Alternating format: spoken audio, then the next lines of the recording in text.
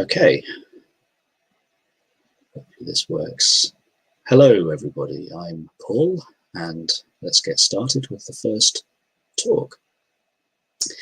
So I'm going to be talking today about social robots, and the idea of my talk is to have an overview of the way that social robots are portrayed, but also give you an outline of what they actually are in reality compared to the science fiction view, and give you some background as to what sort of technologies are involved, what we can and can't do, and the sorts of things that we might be able to expect from them in the future. So as I said, I'm Paul. I am a lecturer at the University of Lincoln in the School of Computer Science, and I am also a member of the Lincoln Centre for Autonomous Systems.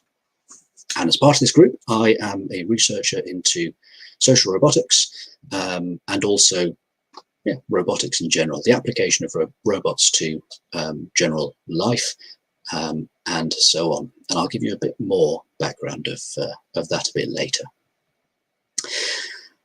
But first, what I'd like to do is give a little bit of background into why I'm talking about this in the first place. So hopefully to motivate what gives me the right, as it were, to talk about robotics and social robotics in the first place. Okay, so let's give it a go. So I started working with electronics. So my first degree was electronic engineering, and that was a little while ago. But I've been working with, things like electronics and so on, and then robots, simple little robots you can see there, and little two-wheeled devices for the past 15 years or so. And I've gradually progressed in complexity of my robots, from very simple ones like that up to little humanoid-like robots, so cute little things that I can use for research, as we'll see in a bit, to much larger robots then, including agricultural robots, robots that can be used as guides and so on, but then also larger sorts of industrial style robots, industrial arm style robots, which can move around in a space and can manipulate things, so can move things around in space. So these are the sorts of robots that I have worked with over the past, and I've focused on a particular type of robot, and that, like I said, is social robots. So here's some examples of robots that I am not going to be talking about today. So these are what I would term industrial robots. So these do sort of messy, dangerous, very well controlled tasks that you might see in factories. So for example, at the top there, you'll see a picture of a car manufacturing production line, and you'll see robots there on those lines which are completely shut away from humans. You don't see any humans there. They have very carefully prescribed tasks. They will do their task very carefully. It is very repetitive, and they assume that everything is where it's supposed to be. So those robots, they are very efficient, but there's no human interaction there. On the bottom left, there's an example of a Kiva robot. So you might have heard of these in the context of Amazon warehouses, and these robots are used to shuttle around crates and so on around warehouses to bring things to where they are supposed to go. And these run pretty much automatically. And as with the car manufacturing robots, there is very little human interaction there. But something a bit closer to home for some of you perhaps are these robot vacuum cleaners. Now these also operate autonomously, and yes, these are slightly closer to interacting with humans in the sense that they move around in the same space that people do, but you don't really interact with them socially. So when I talk about social robots then, what am I really talking about? Well, what I'm interested in then is social interaction as between people. So if you are with somebody, you are talking to somebody, you are interacting with somebody, then you are engaging with them in some form of social interaction. So if you think about speaking to somebody in a corridor, you're walking down the corridor and you see somebody that you might greet them. You might say hello, you might say, where are you off to this morning, and so on. But you're also doing a number of other things as you do so. You'll be watching to see where they're going. You won't be walking into them. You'll be taking an appropriate route around them if you're just walking past each other. You might exchange pleasantries. You'll probably make eye contact with them. So all of these things are part of the social interaction that you will naturally use and without even thinking about it. And another example, which will come up again a bit later, which I'll mention again, is the idea of crossing a road. So if you're crossing a road, you come to a pedestrian crossing, and what you might see is a car slowing down and gradually stopping for you to be able to cross. Now think about what you do there. You might not have actually realized that you do this, but in most cases what you'll do is make eye contact with the driver. Now that is very important because that gives you some indication that the driver has seen you and therefore that it is safe to cross. And I'll come back to that example in a bit because there is something interesting going on with technologies as they are developing in robotics in that particular case. So when I talk about social robots then, I'm talking about robots that could fit into this sort of environment, this sort of the way in which people interact with each other, so that the robot can interact with people as people interact with each other. So that's essentially what I mean by social interaction. So social robots are those sorts of robots that are able to take part in these sorts of interactions, to perform all sorts of different tasks. And I'll go through a couple of examples of those in a moment. Now, of course, robots appear everywhere in the media, particularly science fiction, right? And so I have no doubt whatsoever that you will have seen many, many different sorts of robots of different types, with different abilities and so on, appearing in films. And I've got a couple of examples here which I want to highlight some of their capabilities of, because we're going to have a look at to see how realistic they are. So the first one of these is from a film a fair while ago now, but, well, I love this particular example because he doesn't speak at all. In fact, I believe it's still a film which has the longest period of time before any dialogue appears in it. And this is WALL-E, which I hope you may recognise. It's a cute little critter, fairly straightforward little robot. Just runs around and tidies things, if I remember correctly. But it doesn't speak. And yet, if you watch it on screen, it is tremendously animated. It is it's friendly. You can see that, even though it doesn't speak, all you can see is the way it moves. But it's a more traditional looking sort of robot. It's got tracked wheels, a couple of grippers, and a couple of cameras sticking on a sort of neck on top of it.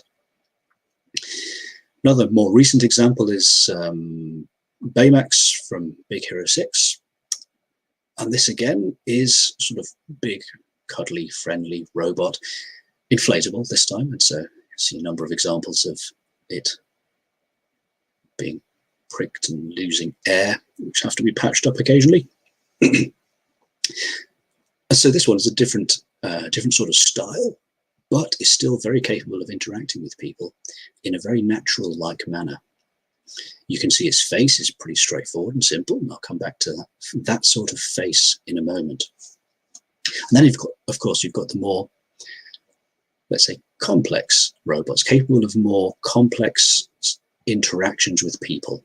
And I think C-3PO is a nice example of that, from Star Wars, of course, where it can interact using language with people, and fairly well. Yes, there are some shortfalls in the way that it understands social situations, perhaps, but it is generally very adept at interacting with people in a manner that the people would expect, that those people would expect. But in these robots as well, these fictional robots, you also see things that you would typically only see with humans as well, such things as personality. Now, these robots are relatively positive. There are, of course, other types of robot. So, for example, this is a more realistic type robot shown in a film from, I think it was 2012, called Robot and Frank. And it's a very nice little film. If you haven't seen it, I would recommend a quick view. But in this film, the robot is a helper for an elderly gentleman, but that gentleman is eventually, and I don't want to provide any spoilers here, but provides some instruction to the robot, and the robot doesn't really realize what it's doing in the end. But the robot here is more neutral. It's not inherently good or bad, but it is guided by the person who it is interacting with. So there's some adaptation there. When we're talking about personality, though, I think the one that sticks in my mind best is Marvin the paranoid android, who appears in The Hitchhiker's Guide to the Galaxy. And I like this one because it's not associated with the typically happy emotions that you would expect, but rather depression in this case, which I think makes a rather wonderful character, particularly with respect to a robot. Now, these robots again have a range of competencies. They are capable of verbally interacting with the people that they interact with.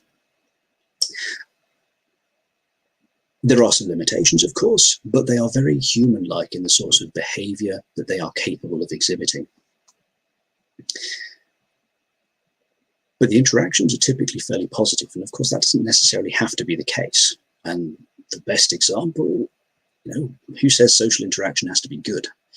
Terminator, for example, is actually very good at social interaction, right? Not necessarily very good social interaction. There are some rather unpleasant side effects to some of the interactions that it engages in, but nevertheless, it is capable of really quite complex social interaction. It can understand what people are doing, predict what they're going to do next, and so on. So these are naturally a bit more destructive, potentially, more powerful than humans, you might argue, and so on. But this idea that social interaction is still something they are capable of doing is core to many of these robots. Without that sort of ability to socially interact with the people around them, they wouldn't be nearly as interesting. And so that seems to be core to this idea of social robots, is this interaction with humans in a way that humans would come to expect from interacting with other people. And so what we're seeing then from all of these robots that have different functions, they have different forms, they have different abilities, but we're seeing from all of them that they are effectively taking advantage in some way of the way in which humans interact with each other. And so what I'm going to do is just have a little look at some of these ways that you might not necessarily have thought about, which are very important for how we interact, how people interact. So we're going to look at people rather than humans, rather than robots, sorry. So I'm going to have a quick look at three basic things in this very simple figure I'm going to show. So here I have two people, and I think this highlights my lack of graphical design capability, but here we go. So our two people are having an interaction, and there are three things I'm going to look at as important aspects of their interaction. The first of these is, are there beady little eyes? Now, you may or may not have realized this, but the way you use your eyes when you're interacting with people is tremendously important. You use your eyes for a range of different purposes. You use them to indicate that you are paying attention. You can use them to indicate that you want the other person to speak. You can use them to indicate that you want to speak.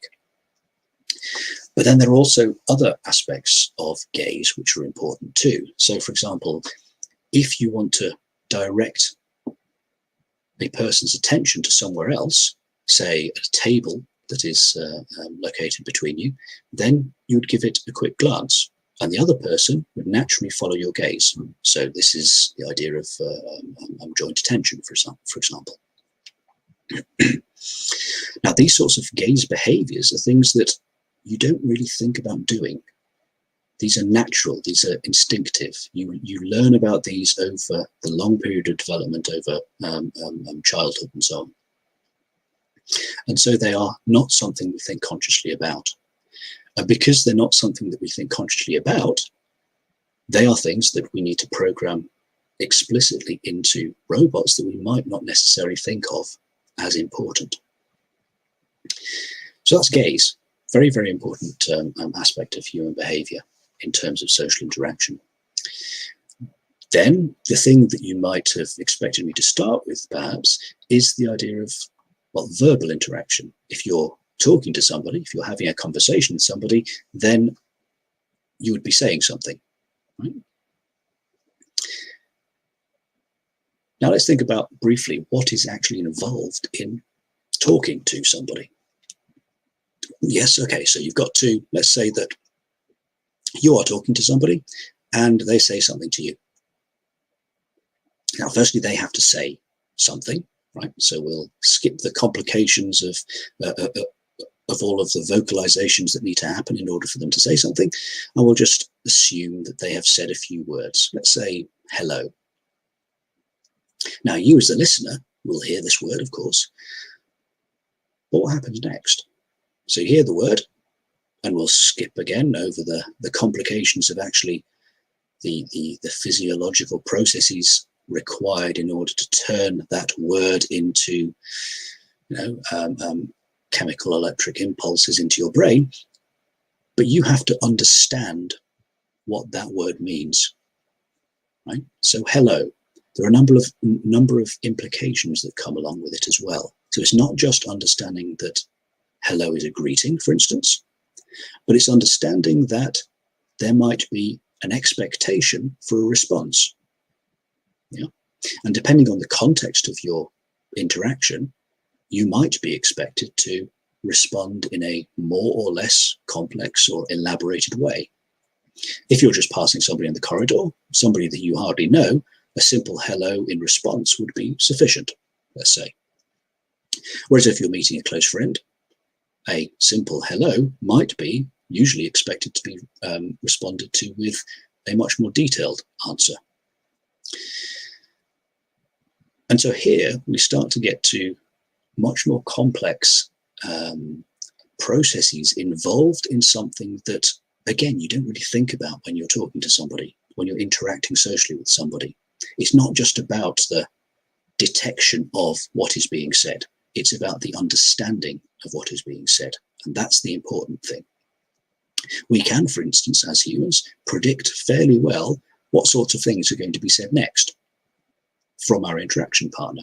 That helps us to get ready in terms of what we want to say, a response we might want to give, or so on. But again, these things come naturally to people because we are used to it. We have been trained over the long period of time, over our development, through childhood, through adulthood, and so on, to be able to handle these sorts of situations naturally. When it comes to social robots, then, these are things that have to be built in explicitly. These are difficult challenges to solve. You might have heard about, or experienced even, the problems of recognizing your voice on your mobile phone, for instance. Well, that's just the first step in the process that I've just described, right? So understanding what words are being said is the first step, but then understanding what the significance of that is, the context and so on, and then trying to decide what it is you've got to do next is a whole other problem. And that is a very difficult challenge indeed. It's one aspect of that is called dialogue management, and it's a huge research area which is under active development. In fact, one of my colleagues, at least one of my colleagues in Lincoln, is engaged in that sort of research as well, Heriberto. So that's speech, but that has hinted at the next aspect that that I want to mention, and that is the sorts of thoughts that are going on in your head as you are interacting with somebody. Now, as I've said, just in the context of speech, there's a huge amount of stuff that you have to be doing in your head. You are predicting what's going to be said next. You are trying to figure out what you are going to say. You've got to try and figure out what is actually being said by the other person. On top of that, we've already talked about gaze. You've got to understand what the gaze actually means. So if somebody's directing your attention to an object that you can see, does that mean that they want you to interact with it? Does that mean they want you to talk about it, to avoid it, or so on? So all of these things are going on in your head all of the time. So some of the main things that are going on here is that you are predicting what is going to happen next. You are planning into the future about the sorts of things that could happen and the sorts of ways in which you could react to that. But there's something else that's very important here, and that is that you are expecting things to happen. So you're predicting things, but you're also expecting things to happen. So you might be expecting what words will be said next in the conversation, but you would also be expecting the way in which somebody or something will behave, or what will happen next on the basis of their appearance or their behavior. And these, again, are very non-conscious processes going on all of the time that you may not have ever even thought of before. And so what I'm going to have a look at is what sorts of processes these are that we can take advantage of in the context of social robots to make them more social-like. So let's have a look at an example here. I'm going to show you a circle, a very simple little circle. And on its own, I very much doubt it means anything to anybody. But now let's add another little circle. Okay, so now we have two little circles. Great. So what? Now let's add a third. And now some of you may or may not start to imagine a pattern there. I'm not going to say what the pattern is, but as soon as I add another feature, it's almost impossible not to see what this pattern is. Right? So if I add this now, it should be pretty clear to you that that is, albeit simple, that is a face. 2 eyes, a nose, and a wonky little mouth. Okay, now that's very simple, right? And yet just those few dots and a line in this case is enough for you to see a face. And once you've seen the face, you can't sort of unsee it, right? So this is a very powerful mechanism that we have developed as humans over evolutionary time, rather than anything else, I think. But it's something that we can take advantage of in robots because of our propensity as humans to recognize features, patterns in space in terms of objects. And so, for example, this effect is called pareidolia, and it is typically applied to this perception of faces in inanimate objects. So robot designers have, of course, taken advantage of this. So some of you might have seen this little robot. It's called Keepon. I believe a version of it was used in an advert by, I think, Eon Energy a couple of years ago. But it's basically a sponge on a stick that bounces around. And yet just by looking at that static image there on the screen now, you see it very clearly as a face. That's even more simple than the few dots and a line that I drew a moment ago. But you can see this in everyday objects as well, right? And so there are lots of examples of faces that you can see. They're in the sink, the post box, the washing machine. And you see them as faces, even though they're clearly not faces. A washing machine is not a face, right? And yet we see the face there. Now, this is taken advantage of in all sorts of animation contexts and so on, but we also take advantage of it in terms of social robotics, because as soon as we see a face, and this comes back to expectation, we can then expect, for instance, that they would be capable of interacting as though a human would interact, because we recognize a face there, the face of something that we would normally be able to interact with. And that's just appearance. None of these images I've shown you on at the moment have moved, right? These are just static patterns of dots that, even though they are just static patterns of dots, suggest that you could potentially interact with them in a social manner. Right? And so if we build on this idea, the idea that something so simple can still suggest all sorts of social interaction possibilities, well, what happens if we add movement? And so I'm going to show you a little video here, and I'm going to talk over it because there's no sound there. Just like you to have a look and see what shapes and patterns you see and what you interpret from it. So hopefully this should be nice and clear to you. You see a box and you see a couple of shapes, very, very simple shapes. And so a shape on its own, a triangle, for instance, doesn't suggest that there is any animacy, that there's any social agency. It's not really a social agent of its own, right? And yet, as you're watching these shapes move around, I hope you'll be able to see, or it's very difficult not to see, that these very simple shapes, just by virtue of some pretty basic motions in 2D space, it is very easy to attribute behavior to these, right? You might be thinking about a scared circle, trying to get away from a big bully triangle, and finally escaping with his friend, the little triangle, right? Now, these sorts of things are, you might have slightly different interpretations, and yet at the end of the day, what you've got is just a set of simple patterns on a screen that you have attributed intentional behavior onto just by virtue of them moving around on the screen. And that is something that we do naturally. It's not something you had to think about doing. Even if I wasn't talking over the top of that video, you probably would have done it as well. And that's a very powerful effect. That video, incidentally, is from a study based in from 1944, I believe. So it's something that's been known about for a while. And so again, as roboticists, we can take advantage of this propensity for us to attribute this sort of social agency onto inanimate objects when we are designing our robots and designing our behaviors for robots.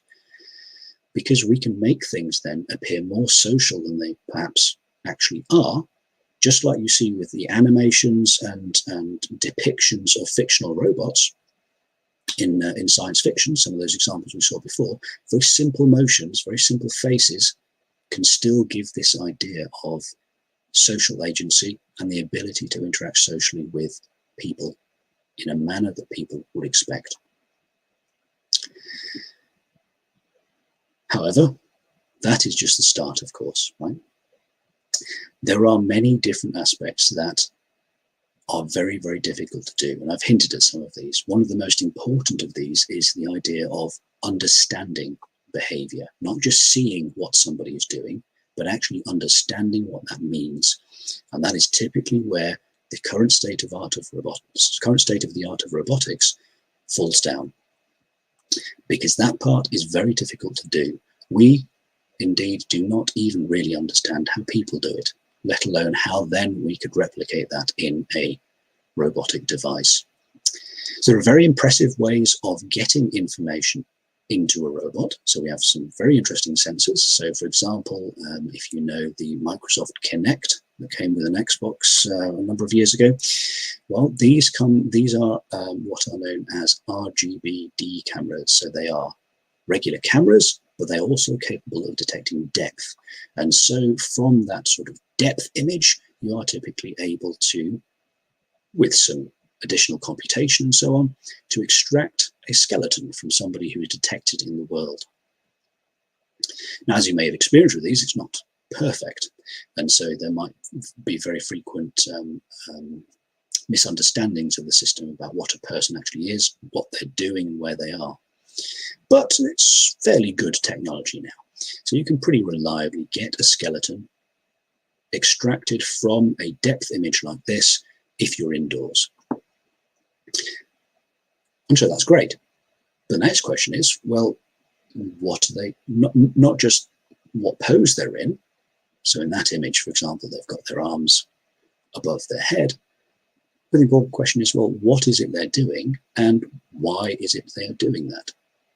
So if you think of you watching somebody doing this, depending on the context, you might have some very different opinions as to what's actually happening. So on the one hand, somebody just could be waving at somebody across the room. On the other hand, they might be trying to alert somebody to a fire behind them. Right? So depending on the context in the scene, your understanding of what is actually happening could be very, very different. And similar things can be said for things like laser scanning of environments. So this is an example from a autonomous car, I believe. So you can get a very detailed scan, an idea of what there is in the world. But as you might have guessed, I was going to say there's a difference between being able to detect what is in the world to actually being able to decide what the appropriate thing to do is in the world. So, for example, if I am a little robot standing in front of a person, yes, I might be able to detect that there is a person there, but what do I then do with that information? I need to be able to understand what is going on before I can act appropriately. And it's that understanding process that is typically lacking, that is definitely lacking in current robotic systems. So even though you might see very sophisticated sensing abilities, the ability to sense things even beyond the ability of our human senses, it's the understanding of those detected things in the world that is the shortfall. Because, like I said, we don't really understand how we do it ourselves. Now, there are some things that we can do, of course, with robots, and one example of that is mapping an environment and then being able to plan paths through it. And I'm not going to say very much about that because Professor Mark Hanheider is going to be giving a talk on that later in the week, I believe, Thursday afternoon, so watch out for that. But again, something like this map that you see on the screen there on the bottom left is just one way in which we try to establish meaning in the world. So here what you can see is a map that has been generated from a laser scanner, for example. But what you can see on there are points that can be used to help the robot navigate around the world. Because without some form of information about this, the robot doesn't necessarily know what is where or why it should go anywhere in the first place. So this idea of understanding is a key one when it comes to social robots in particular, because humans are so difficult to predict. You can move around a table because you know it's not going to move, but how do you move around a human if you don't know if the human is going to walk forwards, backwards, if they're going to stay still, run away, or so on? So it's actually quite difficult to figure out what to do next. So having said all that, I can now actually tell you what I do and what my research is. So basically, like I said, I do social robotics. And I've given you an outline of what that means. But basically, I want to extend that a little bit by saying that what I do is mix psychology into robotics. So I'm a roboticist. I'm an engineer in my background, but I found myself veering more into the realm of amateur psychology, on my part at least, because of all of these issues that I've said, that I've talked about. I found that in terms of social robotics, some of the key challenges come from trying to understand people. And the more we can understand people, the better we will be able to make robots that can interact with those people and be able to become more helpful for those people. And so this is a research area in its own right, of course. I'm not the first person to do this, not by any means. But this field of research is called human-robot interaction. And a big area of human-robot interaction is looking precisely at this overlap between psychology and robotics, this where computers, robots are basically computers, meet with people. There are many different aspects of this, so human-robot interaction, but there's also the related field of human-computer interaction.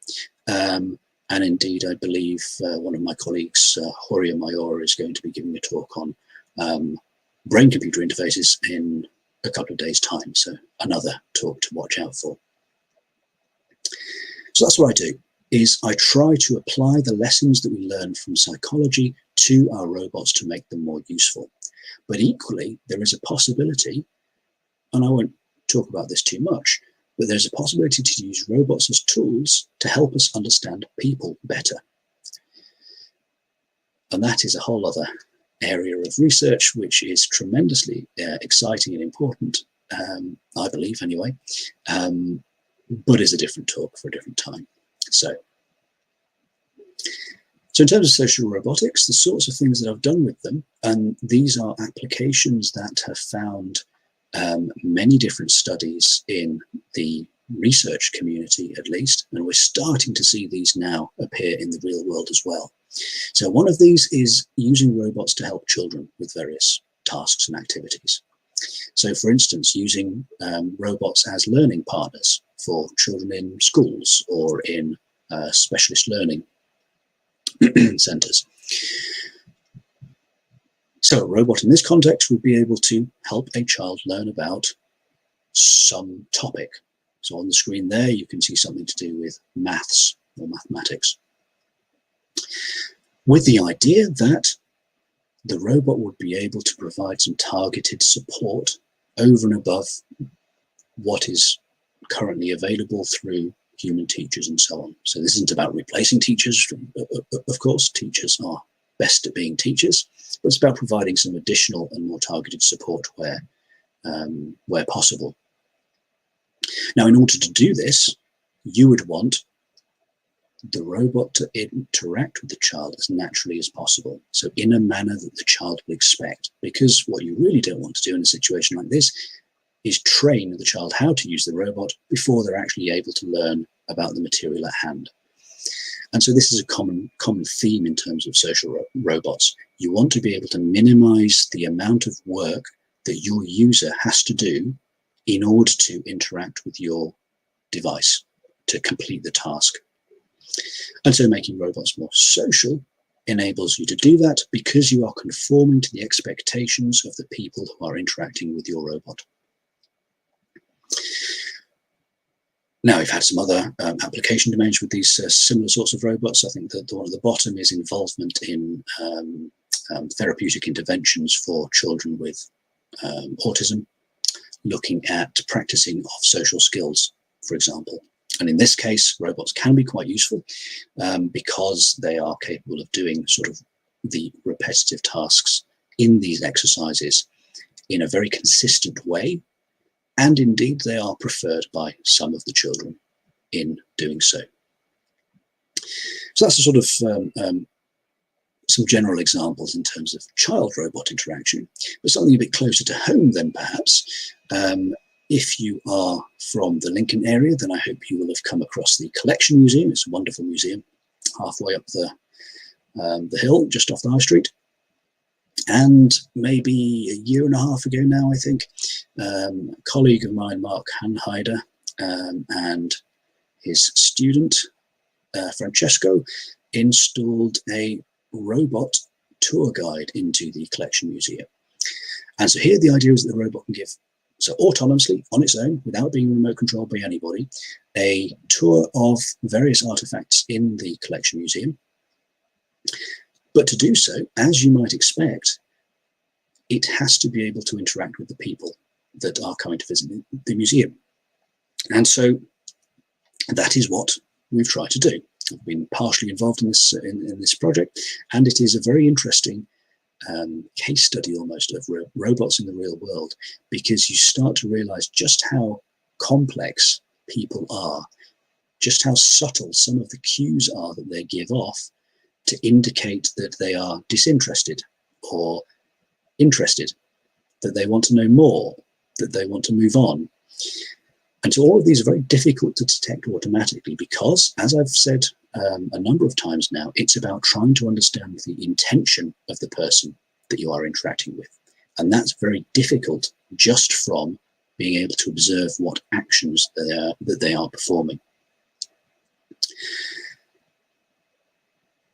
So this is ongoing. I think when the Collection Museum eventually reopens to visitors and our robot, Lindsay, incidentally, is able to give tours again, then I would strongly recommend that you come along and give it a go. It's a sort of living experiment. We are collecting data and continuously improving the behavior of the robot as it operates in the real world, but it's also doing some hopefully useful work in showing people around the museum. Now, as we do these sorts of tasks in the real world, whether it's putting robots into schools to help children, whether it's putting them into museums to give tours, or a number of other applications that we have for social robotics here in Lincoln, but also beyond, is this question of ethics. And that's an important question, and it's something that is pretty key and central to most of the stuff that we do. It's not just about how can we best achieve this task, it's about whether we should be trying to achieve this task in the first place. So, for example, is it right that we put a robot in the school to help a child? What are the constraints that we should impose on such an interaction in order to make sure that the child is actually getting benefit from this? How can we avoid harm? So these are very serious questions, of course, and they are questions that are inherent in the application of any robotics technology to anywhere in the real world where they interact with people. And I think it's this involvement of people that makes this question even more important, much more important than if you have an industrial robot in the sort of car manufacturing plant that I talked about right at the beginning. So this is something in the back of our minds, because a number of applications that are coming up for these social robotics in the future are to help more, or include being able to help more vulnerable people. So one of these application areas that you might have heard about in the news or heard stories about in papers and websites and so on is the idea of introducing or using robots to help particularly the elderly, either in their own homes or in residential care establishments, for instance. And so we're talking about robots that would be able to show people to their rooms, that would be able to fetch and carry things for the people who work there, or indeed for the residents themselves, basically perform little odd jobs and so on. But again, as I said with the children, the idea is that if you have social robots here, then they would be able to interact with people without having to train those people in a specialist way. You don't want to have to give every new resident, every new person who interacts with your robot, an instruction manual on how to get it to do what you want it to do. You want to lower that barrier of entry to the interaction. So you want to make it as natural to interact with as possible. And the best way to do that, as I've said before, is to make the robot more social in a human-like manner. And note, here I say human-like, not precisely like a human. There's no notion of replicating humans here, or everything that a human does, just trying to understand what is important in a social interaction so that we can put that into the proper, implement that in the proper manner. One last example before I leave you, and that is coming back to this idea of crossing the road. So autonomous cars have become ever more present in the media, right? These are just two examples, but there are many different models and makes and so on. These are just arbitrary examples. Now, why am I talking about autonomous cars when it comes to social robotics? Well, think about that example I gave you. You're crossing the road, a car slows down and stops, and you make eye contact with the driver. You look at their eyes, they look at yours, even though you might be 10, 15 meters apart. You get some understanding that that person, the driver, has seen you as they are about to cross the road, and that gives you more confidence that you can cross the road without them suddenly revving their engine and run you over. But if you're crossing the road and an autonomous car comes along, well, what sort of interaction can you have with that? If there is no driver, or there's nobody in the driver's seat, well, what sort of interaction can you have? And this might seem like a rather trivial point, but it's actually quite an important one. And there are a number of researchers and a number of projects around Europe, indeed around the world, that are trying to think about and resolve this question in a fairly fundamental way.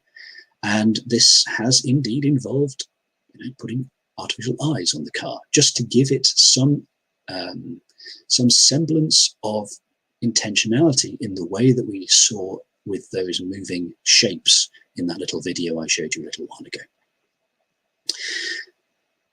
And so even in this sort of application, you see that the social interaction capabilities of humans are very necessary to take into account when we're considering these sorts of autonomous robot technologies like autonomous cars. So that has been a very whistle-stop tour of social robotics, a very brief outline of some of the challenges that are involved with respect to what we have seen in the media, but more particularly in science fiction. And so just to summarize, I think that the goal typically of these sorts of social robots is to be useful to people, to be able to help people achieve some task, whether that's learning, whether it's fetching or carrying and so on, but to make it as easy as possible for those humans to get help from the robots without having to have specialist training. And that's the goal of this sort of social robotics research as far as I'm concerned. And I hope that you have found this sufficiently interesting to look at further. So I'm about done. Thank you very much for listening, and I hope you can see some further talks in the rest of this week. Thank you. Goodbye.